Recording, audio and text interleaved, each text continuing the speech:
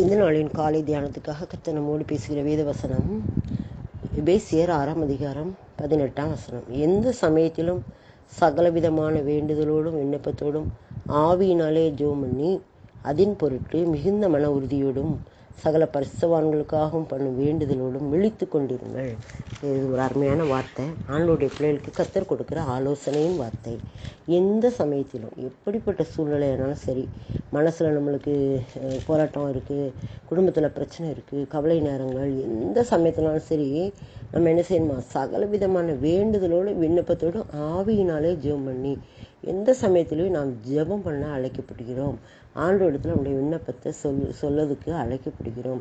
எந்த வேண்டுதல்னாலும் சரி, எந்த சமயமானாலும் சரி, ஆவியினால் நம்ம என்ன செய்யணுமா, ஜெபம் பண்ணி நம்ம என்ன செய்ய விழித்து கொண்டிருக்க வேண்டுமா. விழித்து கொண்டிருங்கள் அப்படின்னா, விழித்து கொண்டிருங்கன்னா அதுக்காக நம்ம விழிச்சுட்டே இருக்கணும் அப்படின்னு இல்லை. இருதயம் ஆயத்தமாக இருக்கணும். என் தேவனே, என் இருதயம் ஆயத்தமாக இருக்கிறது தாவீது சொல்லுவார். அது போல் நம்முடைய இருதயம் எப்பொழுதும் ஆயத்தமாக இருக்க வேண்டும். நம்ம இருதயம் எப்பொழுதும் அவரை தேடிக்கொண்டிருக்க வேண்டும்.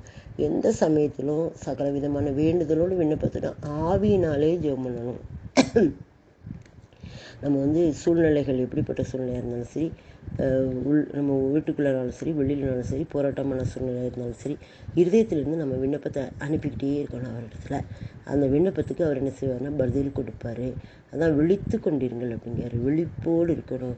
இந்த நாளில் பார்த்திங்கன்னா நிறைய ஜெப குறிப்புகள் உண்டு. நமக்கு நாட்டில் நடக்கிற ஒவ்வொரு பிரச்சனைகளும், நிறைய குழப்பங்கள், சண்டைகள், போர்கள், இன்னும் பிரஜாதி மக்கள் காட்டுற வைராக்கியமான காரியங்கள், இன்னும் வாழ்வு பிள்ளைகளுக்கும் ஸ்கூல் பிள்ளைங்களுக்கும் நடக்கிற கேடுகள், எல்லாம் ஒன்றையும் நம்ம பத்திரிக்கை வாயிலாக நம்ம கேட்குறோம். தற்கொலை ஆவிகள். நேற்றுலாம் கூட எங்கள் பக்கத்து வீட்டு பையன் நல்லா தான் இருந்தான். திடீர்னு என்னென்னு தெரியல, அந்த பையனுக்கு நல்ல பையனாக தான் இருந்தான். எந்த ஒரு இது, ஆனால் அவங்க அம்மா இறந்துட்டாங்க கொஞ்சம் நாளைக்கு முன்னால். அப்படிப்பட்ட பையனுக்கு அப்படி ஒரு மன வேதனையினால் நேற்று தற்கொலை பண்ணிக்கிட்டான். தற்கொலை ஆவிகள் நிறையா இப்போ நடமாடுது. கர்த்தர் நம்முடைய பிள்ளைகளையும், பக்கத்து வீட்டு பிள்ளைகளையும், வாழ்வு பிள்ளைகளையும் பாதுகாக்கணும். இதுக்காக நம்ம ஜெபிக்கணும். எந்த சமயத்திலும் சகல விதமான வேண்டுதல், எப்படிப்பட்ட குறிப்புகளோ நம்மள்கிட்ட வருதில்ல, உடனே அதை ஆண்டவரிடத்தில் விண்ணப்பத்தை அனுப்பணும். நம்ம சோம்பலாக இருக்கக்கூடாது.